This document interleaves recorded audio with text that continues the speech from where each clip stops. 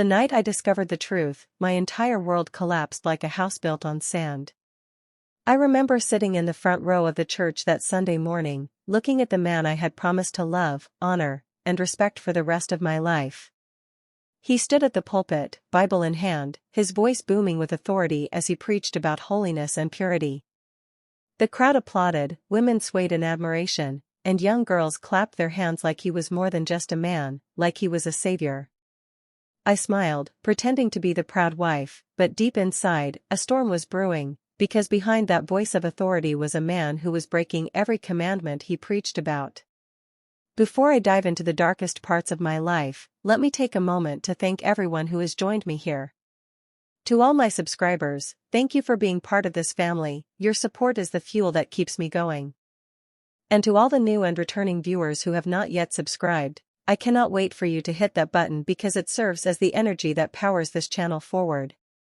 Please do not just watch, engage with me, and share your thoughts in the comments, because what you are about to hear is not just a story, it is a reality, and I want to know how you feel as we take this journey together. Now let me take you back to where it all began. When I married my husband, I thought I had made the best decision of my life. He was a pastor, a man of faith, admired by many, respected in the community, and I was proud to be his wife. People would often tell me how lucky I was, and I believed them. I imagined a life of stability, love, and commitment. I thought a man who preached about God's word would never break his vows. I was wrong. At first, everything seemed perfect. He was attentive, loving, and devoted, not only to the church but also to me. We prayed together, planned our future together, and built our home with hope. But slowly, I began to notice cracks in the walls of our marriage. He became distant, spending more time at church than at home. I convinced myself that it was the price of being married to a man of God.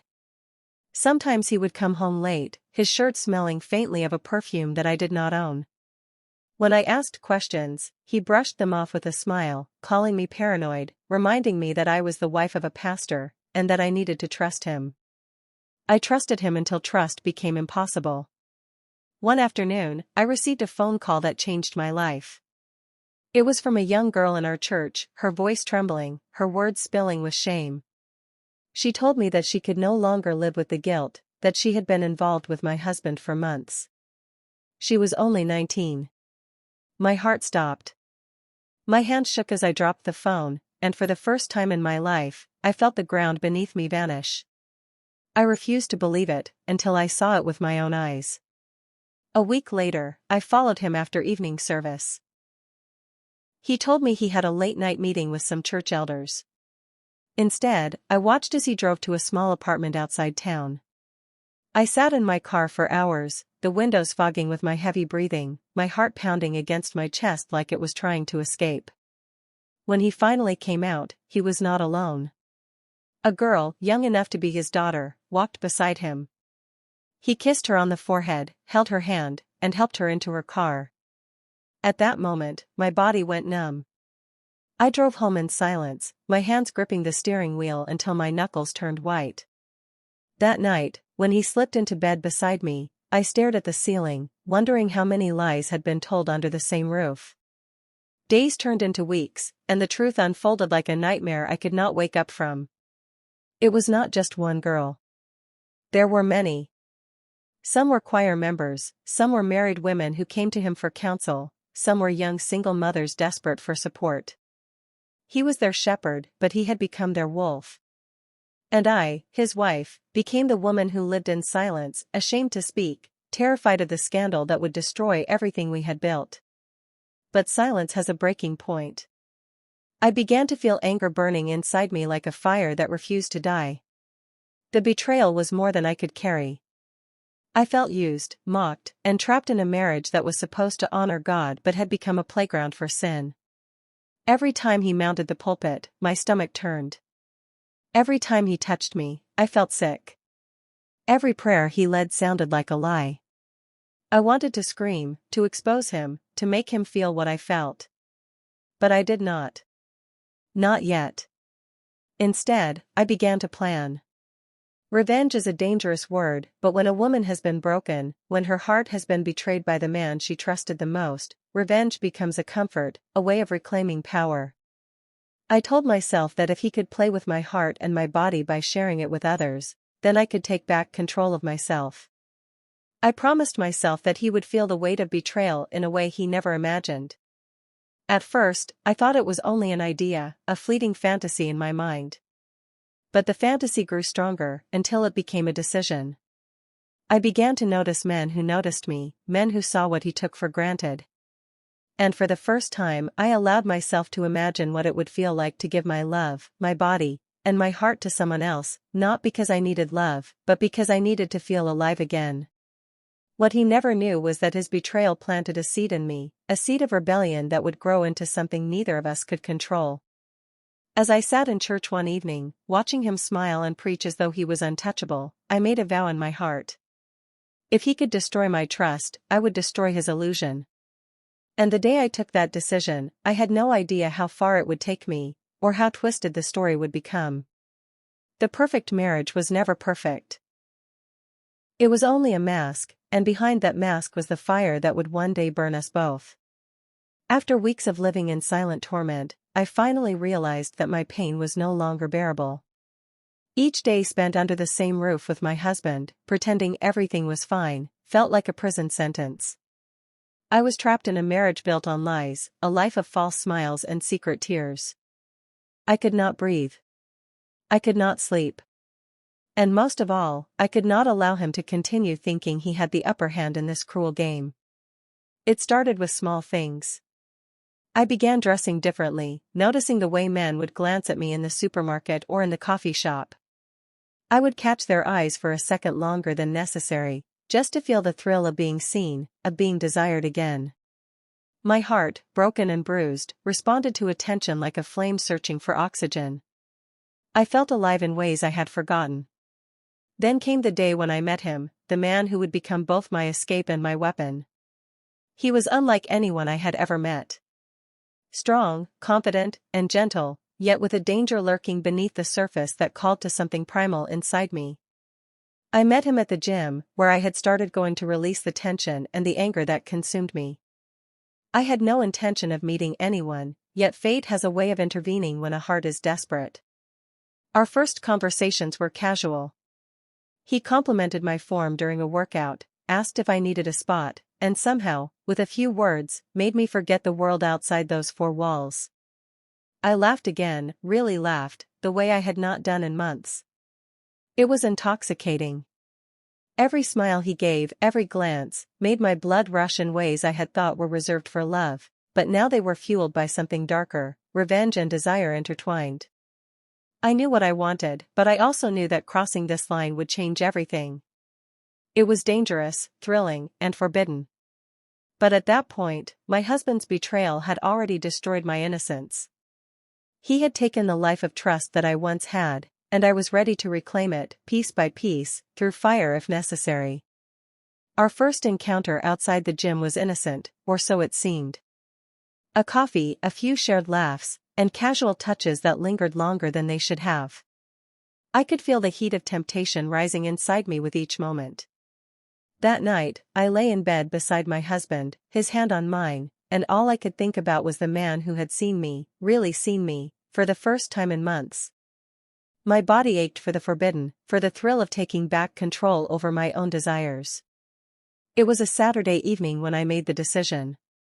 My husband was away at a church retreat, preaching to a group of young women who, by now, I knew were nothing more than pawns in his twisted game. I invited the man over under the guise of watching a movie, but we both knew there was no movie. The tension in the air was electric. Every glance, every touch, ignited a fire that I had thought long extinguished. We did not speak much that night. Words were unnecessary when bodies spoke louder than voices. My hands remembered what my heart had longed for, and my lips traced the outline of a passion that was both comforting and dangerous. I felt guilt, yes, but it was overshadowed by the sheer thrill of rebellion. For the first time in months, I felt alive. For the first time in months, I felt power. Yet, even in that moment of ecstasy, a part of me knew this was not just about passion. It was about revenge. I wanted my husband to see that he could not control me, that his lies and sins had consequences. And as my body moved in rhythm with his, I imagined his face, imagined the shock and disbelief if he ever knew what I was doing. The days that followed were a delicate balance of secrecy and intensity. Every stolen meeting, every whispered conversation, every touch carried the weight of danger. I felt like a character in a novel I never wanted to end, yet I could not stop myself. I was addicted to the feeling of taking back what had been stolen from me. But revenge, I would learn, has a way of revealing truths that are far darker than the pain it is meant to heal. One evening, as I was returning home from a particularly passionate encounter, I noticed a series of messages on my husband's phone. I had never been one to invade his privacy, but something compelled me to look. What I found made my stomach twist into knots. It was not just the affairs anymore. There were financial transactions, secret meetings, and coded messages that hinted at a level of deception I had not imagined. My husband was not merely unfaithful, he had created an entire life of lies, a shadow existence that extended far beyond what I had ever suspected. I could not believe it. How could a man who preached about morality, about the sanctity of marriage, live a life so carefully constructed to hide his sins?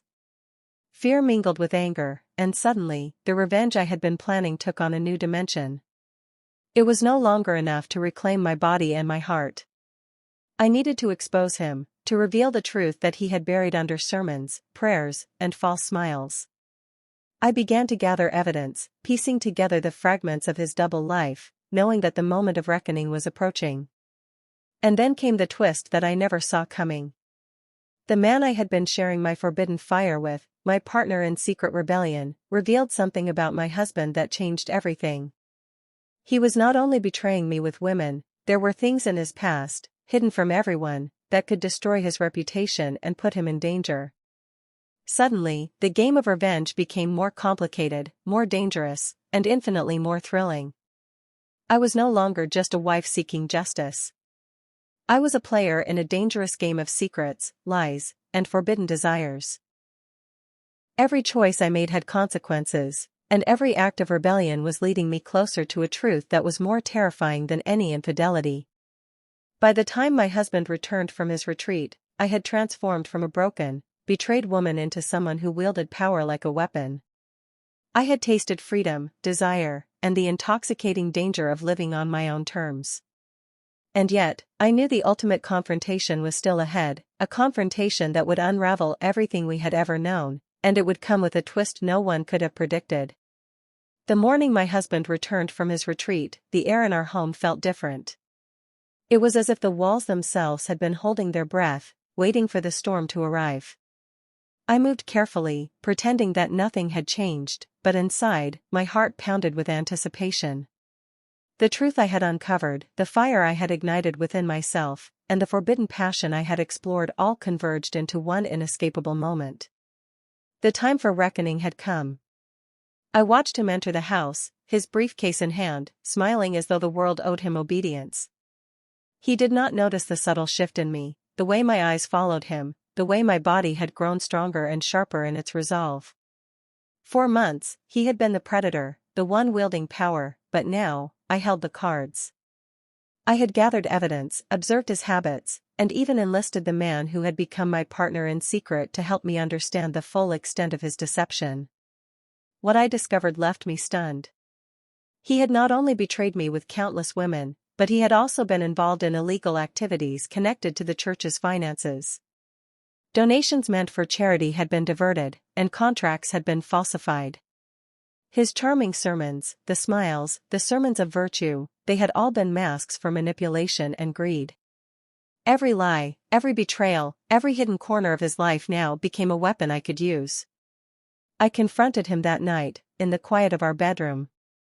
The look on his face when I revealed what I knew was a mix of shock, disbelief, and fear. He tried to speak, to justify, to manipulate the situation as he always had, but I could not hear him. I had already made up my mind. This was no longer about pain. It was about justice, exposure, and reclaiming the life I had been denied. The man I had been seeing, the one who had awakened the fire in me, stood beside me. Together, we laid out the evidence, documenting every betrayal, every illicit affair, and every corrupt transaction. The pastor, my husband, realized too late that the web he had spun for years had become a trap. His power, his reputation, his control, all vanished in an instant. Yet, just as I thought the story had reached its conclusion, the ultimate twist came. In the documents I uncovered, there was one name that made my stomach turn. It was my own. I had been mentioned, unknowingly, in secret accounts. My husband had been planning to manipulate me financially, to make me complicit in his crimes, using my trust as a weapon against me. Everything I had done to reclaim my power had been overshadowed by a revelation I never anticipated. I was not only a betrayed wife, I was a target in a scheme I had barely understood. The realization hit me like a hammer. The revenge I had plotted, the passion I had shared, the danger I had flirted with, it had all been insufficient to protect me from the magnitude of his deception. I felt fear, anger, and exhilaration all at once. The man beside me, my partner in secret rebellion, held my hand, his eyes filled with the same mix of shock and admiration that mirrored my own feelings. Together, we decided to act decisively. I went public, exposing everything. The church congregation, the community, even the local news, all learned the full truth of my husband's betrayal and corruption. The women he had deceived, the families he had harmed, and the parishioners who had trusted him now had closure. And in that exposure, I found a form of redemption. Not the redemption of a holy marriage, but the redemption of my own identity, my own worth, and my right to live free from manipulation and deceit. But the twist no one could predict was not just his downfall. It was the fact that in the process of reclaiming my life, I discovered strength I did not know I possessed. I realized that the man I had grown to desire, the fire I had ignited through forbidden passion, was not a distraction. It was a mirror reflecting the woman I had always been beneath the weight of betrayal. I had been broken, yes, but I had rebuilt myself in flames of desire, courage, and cunning. I had become unstoppable. In the aftermath, life did not return to normal, it never could. I left the home we had shared, but I did not leave the power I had gained. I learned to live on my own terms, with boundaries, self-respect, and a fire that could never again be tamed by betrayal. My ex-husband faced legal consequences, public shame, and the collapse of the life he had meticulously curated. And I, the woman he thought he could control, emerged victorious, not through mercy, but through strategy, courage, and the twisted beauty of a revenge he never saw coming. I still think about that morning in church, the one where I first realized the extent of his deceit. I think about the women he betrayed, the lies he told, and the fire that had been dormant inside me for too long. And I smile, because I am no longer the victim. I am the storyteller of my own life, the woman who dared to confront betrayal with fire, passion, and strategy. Some may call my actions extreme. Some may judge my choices. But betrayal has no boundaries, and the cost of silence is too high. I chose to fight, to reclaim, and to expose the truth in a way that no one could have predicted. And in doing so, I discovered something far more valuable than revenge. I discovered myself. The twist no one could predict was not just about the downfall of a deceitful husband. It was about the rise of a woman who refused to be silenced, manipulated, or controlled. It was about the power of taking back what life tried to steal from me, and the strength that emerges when betrayal meets courage. Thank you for staying with me through this twisted, heartbreaking, and shocking story. Betrayal cuts deep, but it also reveals strength we never knew we had. I shared this story not just to shock you, but to show how courage, self-respect, and strategy can transform pain into power. Life may throw the most unexpected betrayals our way, but it is how we rise from them that defines us. I want to hear from you. Have you ever faced a betrayal so deep it changed you forever? How did you respond, and what did you learn from it? Share your thoughts in the comments below, because your story matters, and together, we can find strength in the most unexpected twists of life. And before you go, make sure you hit that subscribe button if you have not yet, Because it is your support that keeps these real, intense stories coming.